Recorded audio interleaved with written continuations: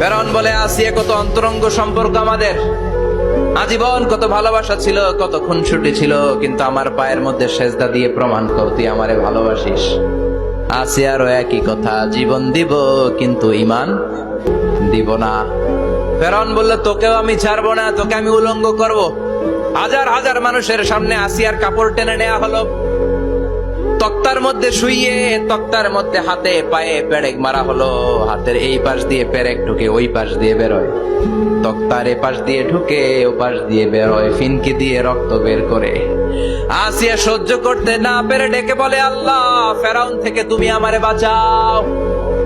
এই দোয়াটা সূরাতুত তাহরিমে আল্লাহ সরাসরি কোট করেছেন, রব্বিবনিলি ইনদাকা বাইতান ফিল জান্নাহ। ও আল্লাহ মালিক, তোমার পাশে জান্নাতে একটা ঘর বানায়া দিও। এরকম একটা সঙ্গীত আছে না নাই? এই সঙ্গীতটা সরাসরি সূরাতুত তাহরিম আসিয়ার দোয়া থেকে কোট করা হয়েছে। পড়েন সুবহানাল্লাহ। 5000 বছর আগের কথা আজও আমরা কোরআনের আয়াত হিসেবে পড়ি। আল্লাহু আকবার। কি মাকবুল হয়েছেন মহিলাটা আল্লাহর দরবারে।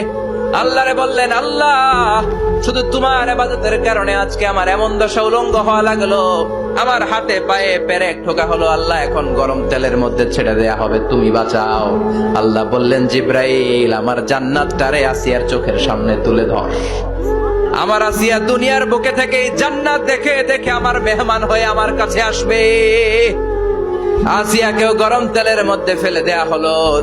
দুনিয়ার বুকে থেকে জান্নাতের নমুনাটা দেখতে দেখতে সাইয়েদাতুনা আসিয়া আল্লাহর কাছে চলে গেলেন। পড়েন আল্লাহু আকবার। এজন্য ঈমানের পথে অবিচল থেকে আমার মরণ যেন হয়। পড়েন আমিন।